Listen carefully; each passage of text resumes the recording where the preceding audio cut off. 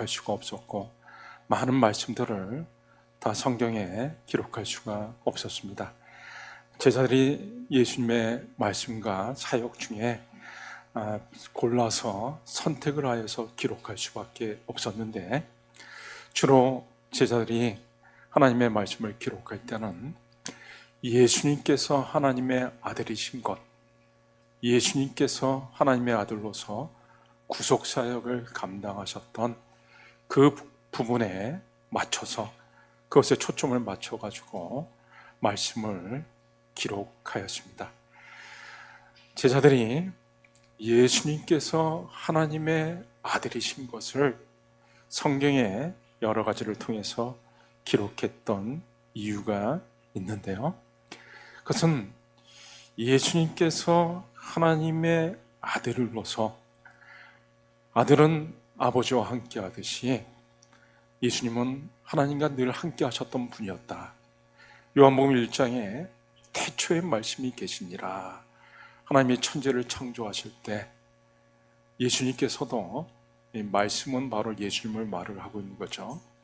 예수님이 함께 계셨고, 예수님의 생애 내내 늘 하나님은 예수님과 함께 하셨습니다. 예수님께서 세례를 받으실 때도 하늘에서 음성이 나면서 이는 내 사랑하는 아들이요 내 기뻐하는 자라. 예수님은 매 순간순간마다 하나님 아버지와 함께 하셨습니다. 예수님이 공생의 기간 중에 가장 고통스러웠던 순간이 있었는데, 그것은 한순간도 하나님 아버지와 떨어진 적이 없었던 예수님께서 이제 십자가상에서 하나님으로부터 버림받는 그런 고통, 하나님으로부터 떨어져 나가는 그런 고통을 앞에 두고 예수님은 너무나 힘들어 하셨습니다. 성경은 예수님께서 하나님의 아들이신 것을 계속해서 증거하고 있는데, 왜 그렇게 예수님이 하나님의 아들이신 것을 증거하는가? 그것은 쉽게 생각하면 바로 예수님이 하나님이시라고 하는 것을 나타내는 것이고, 그리고 예수님을 보면서 우리가 하나님을 알 수 있기 때문에 그런 것입니다. 사람의 아들은 사람입니다. 소의 아들은 소입니다. 그럼 하나님의 아들은 당연히 하나님인 거죠. 성경은 예수님께서 하나님이시라고 하는 사실을 여러 가지로 드러내고 있습니다. 예수님이 행하신 표적들을 봐도 알 수가 있죠. 예수님은 어떻게 행하셨죠? 물로 포도주를 만드셨습니다. 물을 떠가지고 하인들이 회당장에게 가져가는 순간에 물이 포도주로 바뀌는 놀라운 일이 일어났습니다. 이거는 과학의 법칙으로는 설명이 안 되는 거죠. 요한복음 6장에는 예수님께서 떡 5개와 물고기 2마리를 가지고 5,000명이 넘는 사람들을 먹였습니다. 이거는 세상의 과학 법칙으로는 설명이 안 되는 것입니다. 질량 보존의 법칙이라고 하는 것이 있죠. 그 질량이 다른 사람에게 나눠줄 때 떡이 질량이 있는데 다른 사람한테 나눠주면 그 질량은 감소할 수밖에 없는데, 예수님은 떡 5개를 가지고 계속해서 많은 사람들한테, 5,000명이나 되는 사람들한테 나눠주었다. 그런데도 떡이 계속해서 불어나는 것입니다. 이거는 세상의 과학 법칙으로는 설명이 안 되는, 세상의 과학 법칙을 뛰어넘는 우리 예수님께서는 이 자연의 법칙을 뛰어넘는 초월자 되시는 하나님이신 것을 나타내고 있는 것입니다. 또 예수님은 온 우주의 통치자이신 것을 드러내셨습니다. 풍랑이는 바다에서 제자들이 두려워 떨고 있을 때 예수님이 잠에서 깨어 일어나셔가지고 바다야 잔잔하라, 바람아 멈춰라, 바람을 멈추게 하고 바다를 잔잔케 하는, 바다를 다스리시고 바람을 다스리시는, 자연을 다스리시는 하나님이신 것을 성경은 우리에게 보여주고 있습니다. 그뿐만 아니라 예수님은 죽은 자를 살리시고 모든 병든 자들을 고치시는 전능하신 하나님이신 것을 우리에게 보여주었습니다. 그리고 죽은 것에 깨뜨리시고 사흘 만에 부활하신 전능하신 하나님이신 것을 우리에게 보여준 것이죠. 그래서 예수님이 하나님이시다. 예수님은 하나님과 성품도 똑같습니다. 하나님의 성품은 우리가 공의의 하나님, 사랑의 하나님을 말을 합니다. 하나님은 죄를 미워하시고 죄에 대해서 처벌을 하십니다. 예수님도 죄를 미워하셨습니다. 가늠하다가 현장에서 붙잡힌 여인이 끌려왔을 때 예수님께서 그녀를 구해 주셨지만 마지막에 하신 말씀, 다시는 죄를 짓지 마라. 다시는 죄를 짓지 말라. 예수님도 죄를 미워하시고 죄에 대해서 책망을 하셨던 거죠. 또 하나님이 사랑의 하나님으로서 우리를 불쌍히 여기시고 우리가 영원한 죽음, 고통당하는 걸 견디지 못하시고 독생자 예수 그리스도를 우리에게 보내주셨던 것처럼 예수님은 우리를 사랑하셔서 십자가에 달리셔서 자신의 살을 찢으시고 그 피를 흘려주심으로 우리를 죄로부터 구원하여 주셨습니다. 하나님과 예수님은 성품이 똑같습니다. 그래서 우리가 예수님을 보면서 하나님을 볼 수가 있는 것입니다. 예수님이 하나님이신 것을 드러내는 것은 우리가 보이지 않는 하나님을 보이는 예수님을 통해서 알 수 있도록 그렇게 하나님께서 해주신 것입니다. 예수님이 십자가를 지시기 전에 만찬석상에서 제자들에게 말씀을 하시면서 너희가 아직도 나를 알지 못하고 그렇기 때문에 아버지를 알지 못한다 라는 말씀을 하셨습니다. 예수님의 제자 빌립이 그 만찬석상에서 예수님에게 아버지를 보여달라고 말을 했습니다. 하나님 아버지를 보여달라고. 그때 예수님께서 하셨던 말씀은 예수께서 이르시되 빌립아 내가 이렇게 오래 너희와 함께 있으되 내가 나를 알지 못하느냐. 나를 본 자는 아버지를 보았거늘 어찌하여 아버지를 보이라 하느냐. 나를 본 자는 아버지를 본 거나 마찬가지다. 나를 본 자는 하나님을 본 거나 마찬가지다. 하나님의 성품 사랑 공의, 예수님도 하나님과 똑같이 사랑과 공의를 가지셨고 예수님이 전능하신 하나님이셨기 때문에 예수님을 보면서 하나님을 발견할 수가 있는 것인데 예수님의 제자 빌립은 예수님과 그렇도록 오랫동안 있으면서도 지금 하나님을 예수님에게 보여달라고 한 것입니다. 여러분, 우리가 신앙생활을 오래도록 하면서도 하나님을 잘 모르는 사람이 있습니다.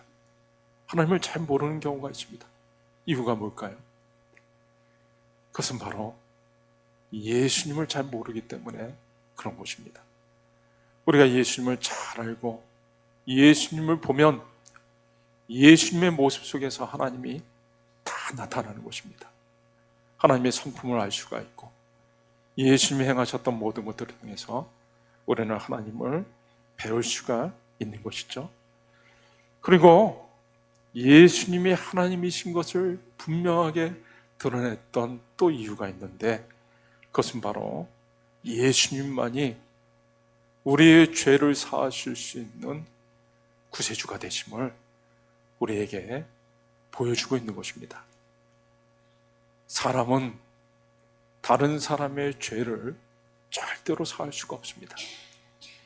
우리가 가끔 보면 신문지상이나 매스컴에서 아주 의로운 사람에 대해서 기사가 뜨곤 합니다. 다른 사람의 목숨을 구하기 위해서 자기 목숨을 희생했던 사람들, 그런 사람들이 있죠. 그런 사람들이 가끔 있습니다. 로마서 7장에도 말을 하고 있습니다. 의인을 위하여 죽는 자가 쉽지 않고 선인을 위하여 용감히 죽는 자가 혹 있거니와. 아주 거룩한 죽음, 다른 사람을 살리기 위해서 자기를 희생하는 그런 죽음이 있습니다.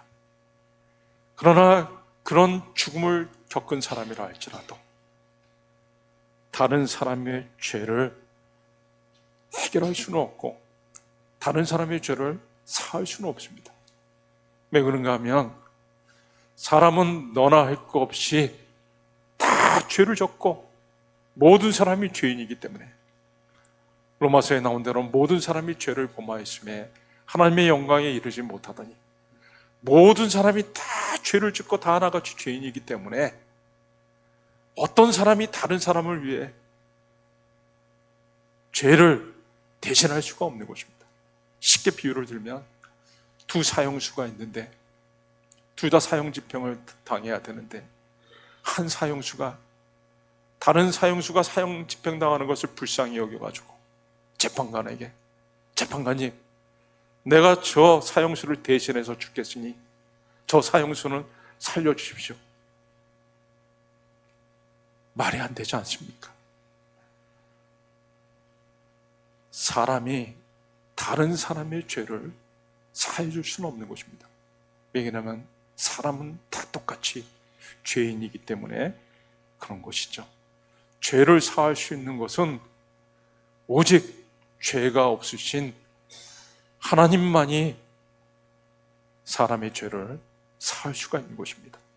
그래서 성경은 예수님이 죄가 없으신 하나님이라고 하는 사실을 분명하게 드러내고 있는 것입니다.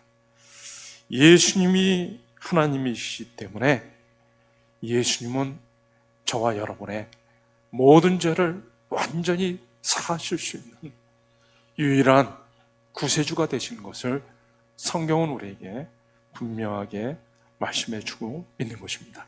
자, 그럼 이제부터 본론으로 성경이 기록된 목적이 예수님께서 하나님의 아들 되신 것, 그리고 우리의 구원자가 되시는 그리스도가 되시는 것을 드러내고 있는데, 매 성경은 예수님이 하나님의 아들이신 것, 우리의 구원자가 되시는 것을 드러내고 있는가? 자, 그 이유는 31절, 오늘 31절에 그 답이 나와 있습니다. 오직 이것을 기록하면 너희로 예수께서 하나님의 아들 그리스도이심을 믿게 하려 하며 또 너희로 믿고 그 이름을 힘입어 생명을 얻게 하려 함이니라. 예수님을 믿고 예수님의 이름을 힘입어 생명을 얻게 한다라고 말씀하고 있습니다. 예수님이 이 땅에 오신 목적은 요한복음 10장 10절에 내가 온 것은 양으로 생명을 얻게 하고 더 풍성히 얻게 하려는 것이라. 목자는 양을 먹입니다. 양을 풍족하게 먹이려고 푸른 초장으로 이끌어가고 10만 원 물가로 양들을 데리고 다닙니다. 예수님이 이 땅에 오신 것은 우리의 목자가 되셔가지고 우리로 하여금 생명을 얻게 하고 풍성한 것들을 누리게 하기 위해서 예수님이 오신 것입니다. 그래서 우리가 예수님을 믿을 때 우리는 예수님의 이름을 힘입어서 생명을 누리게 되는 것입니다. 여러분, 우리가 예수님의 이름을 힘입어 우리는 하나님 앞에 담대히 나아갈 수 있습니다. 제가 오늘 이 자리에 서가지고 여러분들한테 어떻게 설교를 할 수가 있습니까? 저 같은 죄인이 어떻게 여러분 앞에서 설교를 할 수가 있습니까? 그것은 다른 것이 아닙니다. 오직 예수 그리스도의 보혈의 공로. 오늘도 예배를 드리기 전에 기도했습니다. 예수 그리스도의 보혈의 공로로 죄 씻음 받고 이제 나는 죄인이 아니라 의인이 되었고 이제 나는 하나님 보시기에 사랑스러운 자녀가 되었고, 영접하는 자, 곧 그 이름을 믿는 자들에게는 하나님의 자녀가 되는 권세를 주셨습니다. 예수님을 믿는 자들은 하나님의 자녀가 되는 권세를 줬다 했기 때문에 나는 이제 하나님의 자녀로서, 죄인으로서 이 자리에 서 있는 것이 아니라 예수님의 보혈의 공로로 죄 씻음 받고 의인이 되어서 하나님의 사랑받는 자녀로서 이 자리에 서 있기 때문에 제가 여러분들한테 말씀을 전할 수가 있는 것입니다. 우리는 예수님의 이름을 힘입어 담대히 하나님 앞에 나와 하나님 앞에 기도할 수 있습니다. 우리의 소원을 아뢰을 수가 있고, 그리고 우리는 하나님의 사랑받는 자녀가 되었기 때문에 하나님으로부터 온갖 좋은 것들을 다 받아 누립니다. 하나님이 우리 위에 피 흘려주신 예수님을 보면서 우리를 기뻐하시고 온갖 좋은 것들을 우리에게 쏟아 부어주시는 것이죠. 그래서 우리는 예수님의 이름을 힘입어 일평생 하나님의 은총과 사랑 가운데 사는 것입니다. 시편 23편 6절 말씀에 나의 평생의 선하심과 인자하심이 정녕 나를 따르리니 내가 여호와의 집에 영원히 거하리로다. 다윗이 신앙 고백을 하였습니다. 하나님이 나를 사랑하셔서 나를 붙잡으시고 나를 축복해 주시는데 내 평생에 하나님의 선하심과 인자하심이 나를 계속 두르고 있다. 여러분, 다윗의 신앙 고백이 바로 예수님을 믿는 저와 여러분에게 그대로 이루어지고 있는 것입니다. 나는 예수님을 믿고 예수님의 보혈의 공로를 믿고 하나님 앞에 나올 때마다, 나아갈 때마다 하나님이 나를 사랑하시고 하나님의 선하심으로, 하나님의 인자하심으로 나를 대해 주시고 나를 축복해 주셔서 나의 평생에 하나님의 선하심과 인자하심이 함께 하고 있는 것입니다. 또 우리는 예수님으로 인해 가지고 날마다 풍성한 것들을 누리며 살아가는 것입니다. 예수님은 세상 끝날까지 너희와 항상 함께 있으리라 라고 약속하셨습니다. 죽은 권세 깨뜨리시고 부활하신 예수님께서 우리와 함께 하시고 하나님 보좌 우편에서도 우리를 위해 기도해 주시고 우리의 왕이 되어 주셔서 우리를 지켜 보호해 주십니다. 그리고 예수님의 것들이 다 우리의 것이 되는 것입니다. 예수님께서 요한복음 15장에 포도나무 비유 말씀을 하셨죠. 포도나무 가지는 포도나무에 붙어 있기만 하면 포도나무로부터 온갖 영양분들을, 좋은 것들을 다 그냥 공급받게 되어 있습니다. 예수님은 포도나무고 우리는 가지이기 때문에 우리가 예수님과 함께 동행하기만 하면 우리는 예수님으로부터 온갖 좋은 것들을 다 받아 누리는 것입니다. 그리고 예수님의 권세가 저와 여러분에게 함께하고 있기 때문에 예수님의 권세 앞에 모든 악한 것들이 다 굴복할 수밖에 없습니다. 성경에 보면 예수님께서 가시는 마을마다 악한 귀신들이 예수님 앞에 와가지고 무릎 꿇고 벌벌 떨면서 제발 쫓아내지 말아달라고 부탁하는 것이 나옵니다. 여러분, 저와 여러분의 삶 속에는 예수님의 권세가 함께하고 있기 때문에 감히 악한 것들이 우리를 어떻게 하지 못합니다. 예수님의 권세가 저와 여러분을 두르고 있기 때문에 악한 것들이 우리 앞에서 다 쫓겨나게 돼 있는 것입니다. 햇빛이 비치면 어두움이 물러나듯이 우리가 예수님의 이름을 힘입어 나갈 때 악한 것들이, 더러운 귀신들이 다 쫓겨 나가는 것이죠.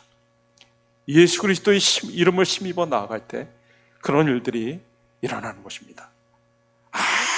아무 이름에나 힘이 있는 것이 아니고 우리를 구원하여 주신 예수 그리스도의 이름을 힘입어 나아갈 때 예수님의 권세와 능력이 함께하는 것이죠. 사도행전에 보면 재미있는 기사가 나와 있습니다. 바울이 예수님의 이름을 힘입어 가지고 막 귀신들을 쫓아내니까 그 귀신이 쫓겨나가는 것을 보면서 스게아의 7 아들들이 있었는데 이 스게아라는 사람의 7 아들이 바울이 하는 것을 보고서 부러워가지고 자기도 흉내를 냅니다. 예수님의 이름을 빙자해가지고 이 귀신아 나가라 이렇게 소리를 질렀죠.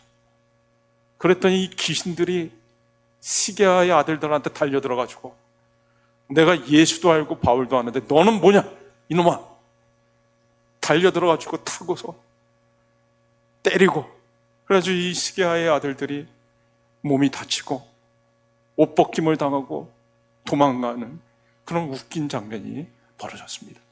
여러분, 아무 이름이나 권세와 능력이 있는 것이 아닙니다. 하나님의 아들이신 예수님, 우리를 위해서 십자가에서 피를 흘려주시고 우리를 하나님의 자녀 삼아주시고 그 놀라운 예수님의 권세와 그 능력이 힘이 있고 우리가 예수님의 권세와 능력을 힘입고 나아갈 때 악한 것들이 우리 앞에서 절절매고 쫓겨나가는 것입니다. 그리고 우리는 예수님의 이름을 힘입어 나아갈 때 모든 약한 것들을 고칠 수가 있습니다. 예수님께서 연약한 제자들에게 병을 고치는 능력을 주시고 귀신을 쫓아내는 능력을 주셨습니다. 사도행전 3장에 보면 우리가 잘 아는 베드로가 나면서부터 안진병자 됐던 40년 동안이나 한 번도 일어난 적이 없었던 거린, 그 거린을 잡아 일으키면서 어떻게 잡아 일으켰습니까? 나사렛 예수의 이름으로 명하노니 일어나 걸어라. 나사렛 예수의 이름을 힘입어 안진병자를 일으켰던 것입니다. 자기의 힘으로 일으킨 것이 아니라 나사렛 예수님의 이름에 힘을 입어가지고 안진병자를 일으켰습니다. 사람들이 깜짝 놀라가지고 베드로에게 몰려오기 시작했습니다. 도대체 이게 어찌 된 일이냐? 40년 동안이나 한 번도 일어난 적이 없었던 사람이 어떻게 이렇게 자리에서 일어나가지고 뛰어다니고 하나님을 찬양하고 어떻게 이런 일이 있을 수가 있는가? 그래서 사람들이 막 몰려와가지고 베드로를 쳐다보고 있을 때 베드로가 그 사람들한테 얘기합니다. 이스라엘 사람들아, 왜 나를 보냐? 왜 우리를 쳐다보냐? 내 경건으로, 내 능력으로 이 안진병자를 일으킨 것처럼 왜 나를 쳐다보느냐? 그것이 아니라 사도행전 3장에 우리가 예수님을 믿음으로 그 이름이 너희가 보고하는 이 사람을 성하게 하였느니라. 예수로 말미암아 난 믿음이 너희 모든 사람 앞에서 이같이 완전히 낫게 하였느니라. 예수님의 이름을 힘입고 예수님의 이름을 의지해가지고 예수님의 공로를 의지해가지고 안진병자를 일으켰다고 베드로는 분명하게 말씀한 것입니다. 여러분, 우리는 예수님을 믿는 자들이기 때문에 예수님의 영신 성령이 저와 여러분에게 늘 함께해 주십니다. 예수님이 내가 떠나면 보혜사 성령께서 오실 것이다. 성령께서 오셔서 너희와 영원토록 함께해 주실 것이다. 그리고 약속하신 성령이 오셨습니다. 그리고 성령님은 저 여러분의 삶 속에 늘 동행하여 주시며 계속해서 우리를 위해 기도해 주시고 우리를 인도해 주시고 우리 개인의 삶과 가정과 교회 계속해서 성령께서 인도해 주시고 가르쳐 주시고 위로해 주시고 능력으로 역사해 주십니다. 그래서 우리는 이 땅에 살아가는 동안 예수님을 믿는 것으로 인해서 예수의 이름을 힘입어서 생명을 얻고 풍성한 것들을 누리면서 하루하루를 살아가는 것입니다. 여러분, 우리는 이 땅에 살아가는 동안 이제 우리는 축복의 통로로서의 삶을 살게끔 그렇게 명받은 것입니다.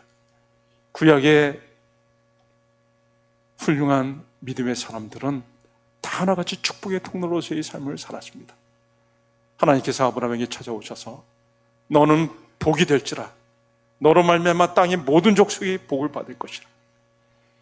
그래서 아브라함의 후손들 이삭과 야곱과 그 아브라함의 후손들이 계속해서 주변에다가 하나님의 복을 나누어 줄 수가 있었습니다. 이삭이 우물을 팔 때마다 주변의 사람들이 시기하고 그 우물을 얻고자 했을 때 이삭은 그 우물들을 동네 사람들한테 나눠주었습니다. 계속해서 핍박받는데도 하나님이 축복해 주심으로 잘 됐죠. 요셉은 형들에 의해서 팔려가지고 애굽의 노예로 갔지만 시대장 보디발의 집에 있는 동안 하나님이 요셉으로 인해 가지고 보디발을 축복해 주셨습니다. 보디발의 집이 잘 됐습니다. 요셉이 억울한 누명을 쓰고 감옥에 갔을 때, 감옥에 가서 요셉이 너무나 성실하니까 이 간수장이 요셉에게 모든 일들을 다 맡길 수가 있었습니다. 편안하게 죄수한테 감옥의 일들을 다 맡기고 자기는 편하게 지낼 수가 있었던 거죠. 요셉은 가는 곳곳마다 주변의 사람들에게 복을 끼쳤습니다. 축복의 통로가 될 수가 있었던 것이죠.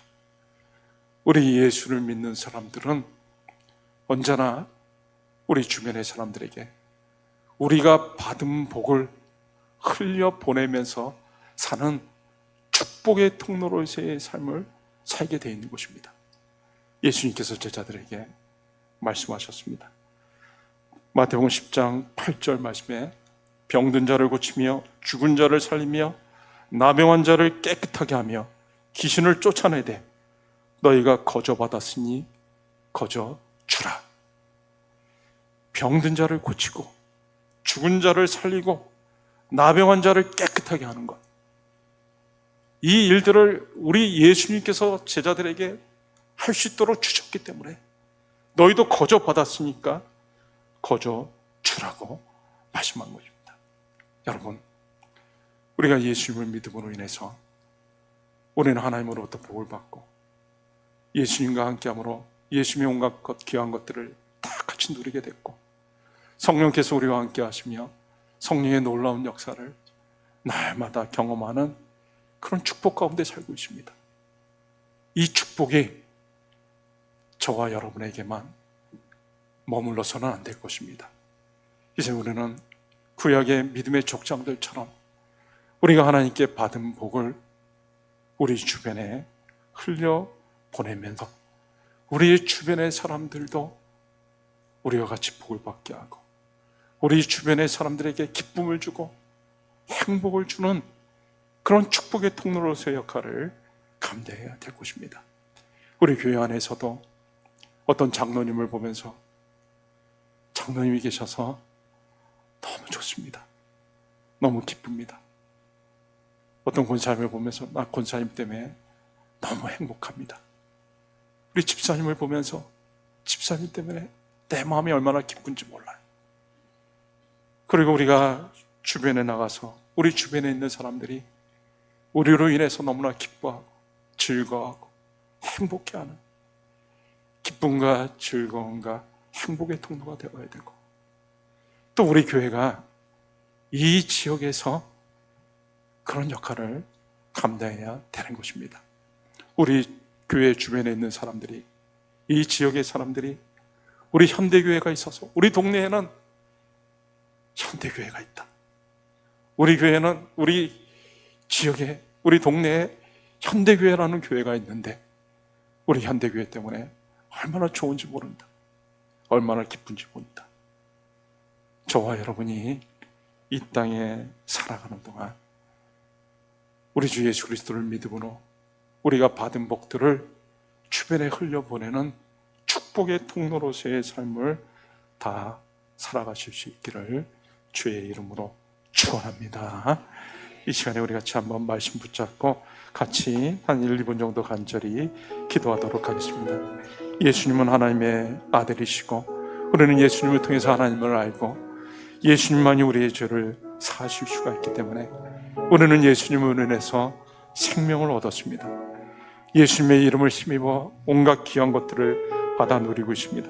우리가 이 땅에 살아가는 동안 우리가 받은 것들, 우리가 받은 복들을 주변에 흘려보내는 축복의 통로로서의 삶을 사는 저희들이 되게 하옵소서. 우리 교회가 되게 하옵소서.